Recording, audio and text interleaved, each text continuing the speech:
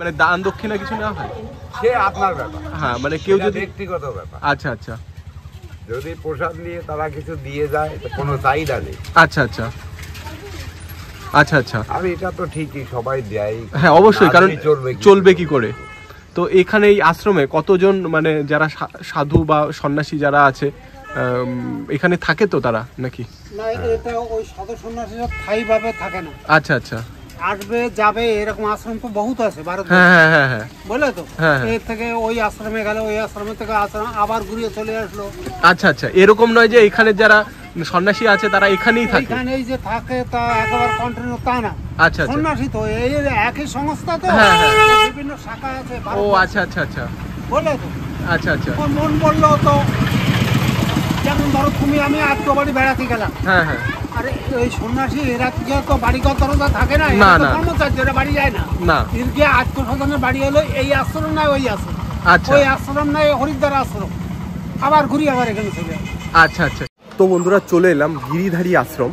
আর এই গিরিধারী আশ্রমে এসে যেটা জানতে পারলাম যে এখানে কুন্ডু গঙ্গা বলে একটা গঙ্গা আছে, যেখানে স্নান করলে কিন্তু অনেক পুণ্য অর্জন হয়। যেখানে শুধু গঙ্গা জল নেই, সেখানে আরও অনেক পুণ্য তীর্থের জল রয়েছে। তো আর তাছাড়া এই যে আশ্রমটা, এই আশ্রমে এখন যাব এবং এই আশ্রমের সময় যেটা আছে সময়টাও তোমাদের বলে দিই। এই আশ্রমে সময় হচ্ছে সকাল 10টা থেকে 12টার মধ্যে যদি তোমরা আসো তাহলে আশ্রমের ভিতরে ঢুকতে পারবে। তারপরে দুটো পরে তারপরে কিন্তু আবার সেকেন্ড ঢোকার পারমিশন থাকে, মানে 12টা থেকে 2টো অবধি বন্ধ থাকে আশ্রমের গেট। তো এইটা হচ্ছে সেই আশ্রম, এটাই হচ্ছে এই শ্রী শ্রী গিরিধারী আশ্রম। আর এখানে একটা টাইমিংও দেওয়া আছে, টাইমিংটা তোমাদের দেখাই। এখানে কিন্তু দুপুর 12টার সময় শ্রী শ্রী গিরিধারী আশ্রমের সমস্ত গেটগুলি বন্ধ থাকে, এখানে সেটাই লেখা আছে। আর পুনরায় 2:30 আবার গেট খোলা হয়। আর আশ্রমে বিগ্রহাদি দর্শন মধ্যাহ্নে প্রসাদ গ্রহণের জন্য দুপুর 12টার মধ্যে আশ্রমের অভ্যন্তরে প্রবেশ করতে হবে। তার মানে তোমরা যদি প্রসাদ নিতে চাও তাহলে 12টার আগে এই আশ্রমের ভিতরে প্রবেশ করতে হবে, তাহলেই কিন্তু তোমরা এখানে প্রসাদ পাবে। প্রসাদ নেওয়ার জন্য কিন্তু কোনো রকমের কোনো তোমাদের যদি ইচ্ছা হয় তাহলে তোমরা দক্ষিণা দিতে পারো, তাছাড়া কোনো চাহিদা নেই। তো চলো তাহলে আশ্রমের ভিতরে যাই। দেখতে পাচ্ছি গিরিধারী আশ্রমের একটা নিজস্ব অ্যাম্বুলেন্সও রয়েছে। আর এখানে এই যে মন্দিরটা, এর মধ্যে কিন্তু শুনতে পাচ্ছি নাম সংকীর্তন হচ্ছে। আর এইদিকে এই যে গাছগুলোর চারপাশে কিন্তু এরকম কাপড় দিয়ে ঘিরে রাখা হয়েছে, এপাশেও কাপড় দিয়ে ঘিরে রাখা হয়েছে। আর এখানে কিন্তু লেখা রয়েছে শ্রী শ্রী গিরিধারী আশ্রম, ব্রহ্মচারী কলোনি, পলাশী, কাঁচরাপাড়া, উত্তর 24 পরগনা। তো এই আশ্রমটা কিন্তু একটু শুনশান আমার লাগছে। আর ওই দিকে আরও কী দেখার মতো আছে সেটাও তোমাদের দেখাবো। এখানে দেখতে পাচ্ছি অনেক গাছের এই গোড়ার দিকে এখানে কিন্তু অনেকে মানত করে রেখেছেন বিভিন্ন রকমের যে ইগুলো ছোট ছোট জিনিস ঝুলে রেখেছে, জায়গায় মানত পূরণ হলে এটা আবার খুলে দিয়ে যাবে, সেটাই। আর এখানে প্রত্যেকটা গাছে দেখতে পাচ্ছি কাপড় জানারও রয়েছে। আর এটাই হচ্ছে আশ্রমের ভিতরে যাবো এবং কি হচ্ছে সেটা দেখব। এখানে লেখা আছে সত্য সেবা নীতি ধর্ম, এখানে লেখা আছে। আর এটাই কিন্তু সম্মেলন ভবন, এই পাশে একটা যে ভবনটা রয়েছে সম্মেলন ভবন। আর এই সম্মেলন ভবনটা স্থাপিত হয়েছে 1381 বঙ্গাব্দ 1লা চৈত্র, ইংরেজি 17ই মার্চ 1975 সালে। আর এখানে অনেক রকমের এই কাঠ বা জ্বালানি রাখা হয়েছে, যেটা কিন্তু প্রসাদ তৈরির জন্য এই কাঠ বা জ্বালানিগুলো ব্যবহার করা হয়। এখানে লেখা আছে আশ্রমে রাজনৈতিক আলোচনা বর্জনীয়। আর এখানে রয়েছে একটা ত্রিশূল, এখানে কিন্তু অনেকে পুজো টুজো দিয়ে থাকেন।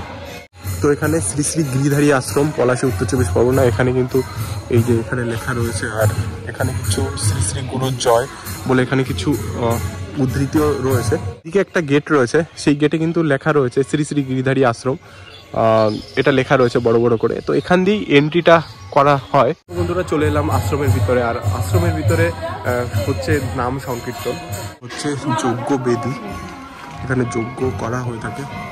এইদিকে এখানে লেখা হচ্ছে আশ্রমের মধ্যাহ্নের প্রসাদ গ্রহণের জন্য সকাল 11টার মধ্যে আসতে হবে। আর এইখানে হচ্ছে মন্দিরে হচ্ছে নাম সংকীর্তন।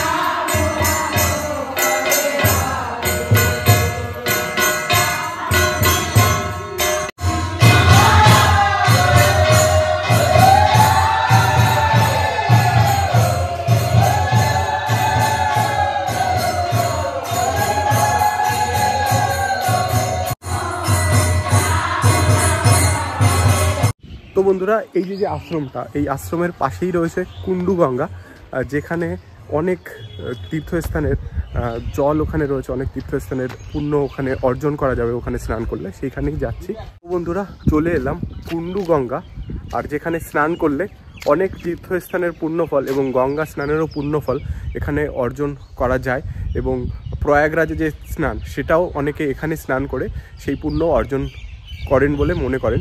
আর এইখানে যে জায়গাটা, এই জায়গাটা কিন্তু এরকম একটা জায়গা, এইখানেই রয়েছে কুন্ডু গঙ্গা, আর এখানে একটা ফলকও দেখতে পাচ্ছি। পুরো এটাই হচ্ছে কুন্ডু গঙ্গা, যেখানে স্নান করলে পুণ্য অর্জন হয়। তো এটাই হচ্ছে সেই গঙ্গাটা, কুন্ডু গঙ্গা, মানে একটা পুকুরের মতোই এটাকেই কুন্ডু গঙ্গা বলা হয়, এবং এখানে স্নান করলে অনেক পুণ্যফল হয়, সেটাই কিন্তু মনে করা হয় এখানকার যারা এই আশ্রমবাসী এবং এখানকার যারা বসবাস করে তারা কিন্তু এটাই মনে করেন। তো এখানে মাছ রয়েছে, অনেক বড় বড় মাছ, যেটা দেখতে পাচ্ছি এখানে এই কুন্ডু গঙ্গায়, তোমরা দেখতে পাচ্ছ কিনা, অনেক বড় বড় মাছ এখানে কিন্তু ভেসে বেড়াচ্ছে। এখানে কিন্তু অনেক পুণ্যার্থীরা আসেন এবং এসে কিন্তু এখানে স্নান করে থাকেন। আর দেখতেই পাচ্ছ এখানে কিন্তু দুটো ঘাট রয়েছে, একটা ঘাট এদিকে বাঁদিকে রয়েছে ছেলেদের জন্য এই ঘাটটা রয়েছে, আর ডান দিকে রয়েছে মহিলাদের জন্য।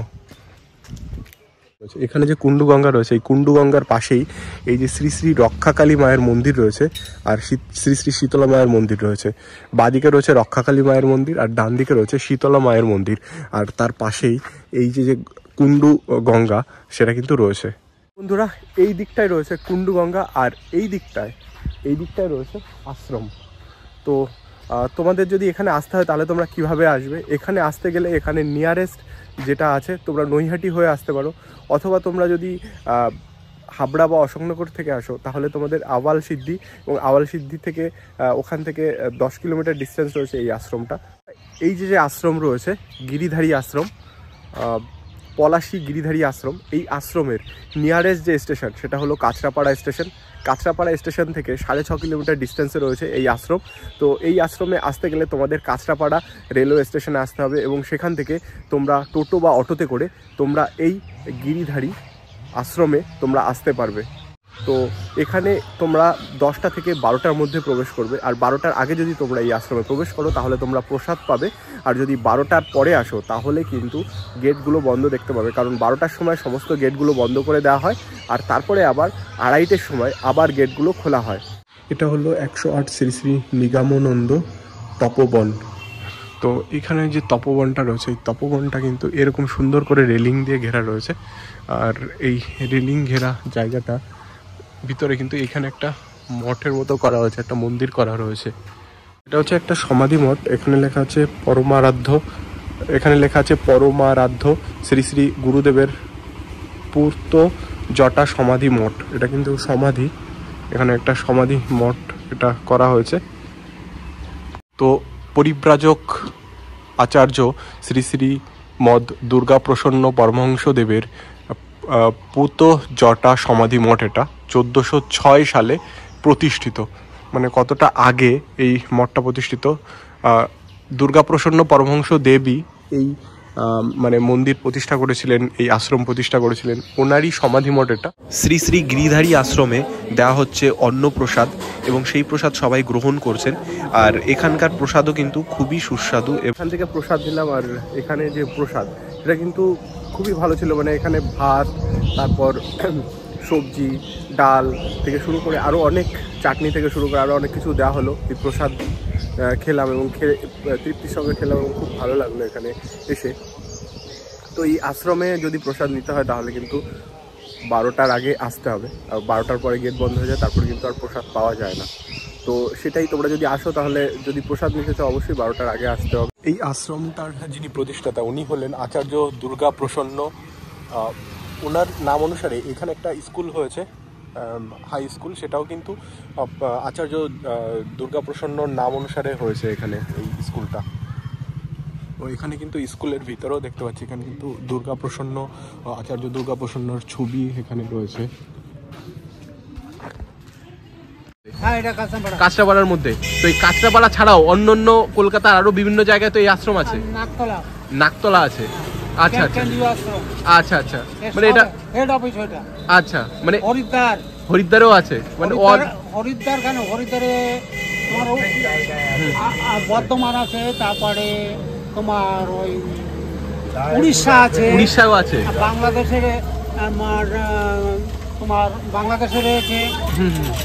আচ্ছা, নিউ ইয়র্কে আছে, নিউ ইয়র্কে রয়েছে। হ্যাঁ, তাহলে তো মানে এটা ইন্টারন্যাশনালি মানে অনেকই আছে, মানে নিউ ইয়র্ক যেটাই ধরে নিতে পারো। হ্যাঁ, নিউ ইয়র্কে যেহেতু আছে, বাংলাদেশে আছে বলে তো, আচ্ছা আচ্ছা, তাহলে সেটা তো ইন্টারন্যাশনালের মধ্যে চলে হ্যাঁ আসে। অবশ্যই অবশ্যই অবশ্যই। হ্যাঁ, আচ্ছা, এইখানে যে এই যে মন্দির মানে ইয়েটা আশ্রমটা, এই আশ্রমে ভক্তরা আসলে তো পুজো টুজোও দিতে পারে নাকি? পুজো দিতে পারে। তারপরে ব্যাপার হলো এখানে একটা উৎসব আছে, বছরে একটা উৎসব হয়, সেই উৎসবগুলিতে ভক্তরা আসে বেশি। আচ্ছা আচ্ছা, বলে তো, আর এমনি অন্য টাইমে কম বেশি আসে। আচ্ছা আচ্ছা, এই আছে ব্যাপার। আচ্ছা, এখানে আচ্ছা। বছরে একটা উৎসব হয়। হ্যাঁ হ্যাঁ, বছরে হ্যাঁ, বছরে একটা হয়, মানে সেটা দেখা গেল যে 12 মাসই হয়ে যায়, সেটা ধরো 12 মাসই হয়ে যায়। তো এটা না এই উৎসব, এটা না ওই উৎসব, বলে তো আচ্ছা আচ্ছা, ব্যবস্থাপনা যেটা। আচ্ছা আচ্ছা। এই যে যেরকম আপনি তো এখানকে দীক্ষিত কি এখানে মানে, তো এই যে যে এখানে দীক্ষা নেওয়ার পদ্ধতি বা এখানে দীক্ষা নিলে কি কি পালন করতে হয় সেরকম আছে বিধি ব্যবস্থাটা তো মুরগির মাংস, আচ্ছা মুরগির ডিম, আচ্ছা আচ্ছা, পেঁয়াজ রসুন, আচ্ছা আচ্ছা, এইটা মানে একটু না খেলে ভালো হয়। আচ্ছা আচ্ছা, মানে এটা খেলে যে একেবারে মহাভারত অশুদ্ধ হয়ে যাবে তা নয়। আচ্ছা, গুরুদেব বলে গেছেন যে এটা না খেলে ভালো। আচ্ছা আচ্ছা, এখন যে পালন করে মানে এখানে আর যে পালন রয়ে করে। যাচ্ছে, হ্যাঁ, বুঝলে তো? হুম। যে না খেলে ভালো না খেলে ভালো, কিন্তু খেলে যে অসুবিধা হবে তার কিরকম? না, তা বলে না। তবে এবার বলেছে যদি ধরো তো ইনকেস তোমার একটা কোনো রোগ হয়েছে, হ্যাঁ হ্যাঁ, তা রোগের জন্য তুমি ডাক্তারের কাছে গেছো, ডাক্তারের কাছে গেলে বলছে কি যে তুমি এক কাজ করো, সপ্তাহখানে কি মাস 2 তুমি মুরগির ডিম খাও হাফ বয়েল করে।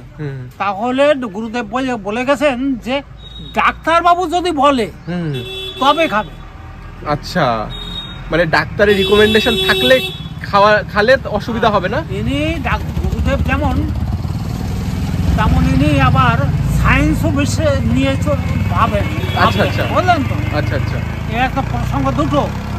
ডাক্তার বাবু যদি বলে তুমি নিরামিষ, কিন্তু তোমার শরীরে রোগের কোনো একটা অসুবিধা আছে, সেখানে কোনো বিধি দিয়েছে ডাক্তার বাবু যে তুমি টেংরি খাবে, তুমি আদৌ নিরামিষ, কিন্তু তোমার রোগ সারানোর জন্য ওষুধ তো খাবে এবং ওই টেংরিটা খাবে। কে বলেছে? ডাক্তার বলেছে। সেই জন্য গুরুদেব বলেছে ডাক্তার বাবু যদি বলে। আচ্ছা আচ্ছা আচ্ছা। আচ্ছা, এইখানে যে মানে দীক্ষা যিনি মানে গুরুদেব আছেন, ইনি কি এইখানেই থাকেন? মূল গুরুদেব নাই, উনার যে শিষ্য প্রধান করে গেছে, যাদের প্রধান দায়িত্ব দিয়েছে, যারা এই জেনারেশনে আছে তারা দিতে পারে। আচ্ছা আচ্ছা, মানে দীক্ষা মানে সবাই তো দিতে পারে না, মানে ওই গুরুদেবের যারা শিষ্যরা আছেন, প্রধান যারা, তারা দীক্ষা দেন। আচ্ছা আচ্ছা, আচ্ছা আচ্ছা। কেন্দ্রীয় আশ্রম হচ্ছে নাকতলা। আচ্ছা, নাকতলার থেকে পারমিশন হবে। আচ্ছা আচ্ছা, মানে কেন্দ্রীয় আশ্রমের পারমিশন ছাড়া না দিতে পারবে না। না, এটা সারা ভারতবর্ষেই আছে ও ব্যবস্থা। কেন্দ্রীয় আশ্রম বলতে তো একটা জিনিস আছে, হ্যাঁ, মানে ওখান থেকে পারমিশন নিয়ে তার তো একটা সিস্টেম তারা পরিচালনা করে, কথা বলে। এবং যে আশ্রমে এরকম আশ্রম আছে অন্য আদার, যেটা যে আশ্রমটা অর্থনৈতিকে ঢুকছে, সেখানে কেন্দ্রীয় আশ্রম সাহায্য করতে পারে অবশ্যই, বলে। আবার সব আশ্রমের দায়িত্ব হলো কেন্দ্রীয় আশ্রমকে বাঁচিয়ে রাখা, একদম একদম, কথাটা বলে একদম। কিন্তু কোনো ছোট একটা আশ্রম, একই আশ্রম, সেটা অর্থনৈতিক কারণে ঢুকছে, কেন্দ্রীয় আশ্রম তাকে সাহায্য করতে পারবে, মানে সাহায্য করে, কারণ কি সব জায়গায় নিয়ে তো চলতে হবে। আচ্ছা, তো এই আর কি এখানে 10টা থেকে মানে সকাল 10টা থেকে এখানে যে লেখা দেখলাম, সকাল 10টা থেকে 12টার মধ্যে আসলে মন্দিরে ঢোকা যাবে, তারপর 2:30 থেকে তারপর 5টা। মানে এখানে যে যারা মানে যে কোনো কেউই তো আসতে পারে, এরকম নয় যে দীক্ষিত হতে হবে, এরকম কোনো মানে নেই। আর এইখানে মানে ভিতরে আশ্রমের ভিতরে কি কি রয়েছে, মানে অনেক বিগ্রহ বা অনেক কি কি, মানে অনেক কিছু বিগ্রহ বলতে এই গিরিধারী আর গুরুদেব দুর্গা প্রসন্ন, ওনার নিজের বিগ্রহ আছে মেন, সেইটাই পুজো অর্পণ হয় সবসময়ের জন্য। বললো তো? পাশে আছে এই জট সমাজ। আচ্ছা আচ্ছা এই আচ্ছা, জট গুরুদেবের জট এই সমাজ। আচ্ছা, সবগুলো তো এইখানেও অন্য- একটা পুজো। আচ্ছা। আচ্ছা, তারপরে ওখানে কুন্দুগঙ্গার ওখানে কালী মন্দির আছে। পূর্ণ গঙ্গা, হ্যাঁ, পূর্ণগঙ্গা- কুন্দুগঙ্গা আমার মানে এটা পূর্ণ গঙ্গাটা এখান থেকে কত দূরে? ওই আগে আছে একটা পুকুর, বললো তো? আচ্ছা আচ্ছা, সেটাকে উৎসর্গ করে হ্যাঁ। বিভিন্ন ভারতবর্ষের ঐতিহাসিক তীর্থস্থান থেকে তীর্থস্থান থেকে উনি কিছু এনে তারপরে পুকুরটাকে উৎসর্গ করে, আচ্ছা যে এই পুকুরে তোমরা গঙ্গার সমতুল্য মনে করিবে, আচ্ছা আজীবনকাল তোমরা গঙ্গার সমতুল্য মনে করিবে, এবং এইখানে তোমরা চান করলে পূর্ণ হবে। হ্যাঁ, এই হচ্ছে ঘটনা। মানে এখানে কি এখনো মানে প্রতিদিন যে কোনো সময় স্নান করা যায় এখানে? সবসময় সব সময়? আর 24 আর ওটা মানে গঙ্গার সমান পূর্ণ হবে ওখানে হ্যাঁ। স্নান করলে? আর এটার নাম কি, মানে গঙ্গা কুন্দুগঙ্গা। পূর্ণ গঙ্গা? কুন্দুগঙ্গা বলতে কুন্দগঙ্গা। হ্যাঁ, কুন্দুগঙ্গা বোঝায় যেটা, যে এইখানে শুধু গঙ্গার জল নয়, এখানে বহু তীর্থের আচ্ছা একটা ব্যাপার আছে, করে আচ্ছা। রেখে গেছে, এটা তাই যে ওটাকে কুন্দু বলা হচ্ছে। আচ্ছা, মানে শুধু গঙ্গার যে ওখানে পূর্ণ তা না, এখানে না। বিভিন্ন তীর্থস্থানে হ্যাঁ, যে হ্যাঁ, মানে পবিত্র জল রয়েছে সেইখানের জলগুলো। হয়তো হিমালয়ের থেকে কোনো জল এনে ওনার ওখানে রাখা আছে। এরকম বিভিন্ন তীর্থস্থান আচ্ছা। ঐতিহাসিক। ঐতিহাসিক। আচ্ছা, এই যে যে আশ্রমটা, এই আশ্রমটা কতটা পুরনো? হ্যাঁ হ্যাঁ, ওনার যে জন্মের থেকে আচ্ছা আচ্ছা, এই আশ্রমটা মৃত্যুর যে অবস্থা পর্যন্ত, এবং এবার আমাদের যে উনি তো করেছে 400-500 হবে না, না না, কারণ মানে ওনার, করেছে তো ইনি, আচ্ছা দুর্গা প্রসন্ন নিজে করেছে। এইরকম আশ্রম তো বিভিন্ন জায়গায় আছে, উনি কোন সময় গিয়ে কোথায় স্থাপিত করেছিল কেউ বলতে পারে। আপনি বললেন যে কুন্ডু গঙ্গা যেটা বললেন, ওখানে স্নান করলে তো একটা পবিত্র জলে স্নান করার একটা সেইখানে পূর্ণ হ্যাঁ, পাবে। যেমন ধরো এখন বর্তমান প্রয়াগে স্নান হচ্ছে, হুম বলে তো, হুম, তো আমরা সেই স্নানটা এখানে করছি। আচ্ছা, মানে প্রয়াগরাজে যে স্নান হচ্ছে সেই সেটা স্নানটা আমরা এইখানে এখানে করছি। এই কুন্ডু গঙ্গায় করলে হ্যাঁ, মানে হ্যাঁ, স- সমতুল্য কাজ সমতুল্য। উনি আমাদের বুঝিয়ে বুঝিয়ে গেছে। আচ্ছা আচ্ছা, এই বিশ্বাস আর ভক্তিটা থাকতে হবে, হ্যাঁ। শুধু স্নান করলে হবে না, বিশ্বাস বিশ্বাসটাই আছে সবথেকে আগে বিশ্বাস বড়। আর ভক্তি থাকতে হবে। তো বন্ধুরা, তোমাদের যদি ভিডিওটা ভালো লাগে অবশ্যই লাইক, কমেন্ট, শেয়ার আর সাবস্ক্রাইব করবে। আর পরবর্তীতে নতুন জায়গার নতুন প্লেসের ভিডিও নিয়ে তোমাদের সঙ্গে আবার দেখা হবে। তো আজকের মতো টাটা।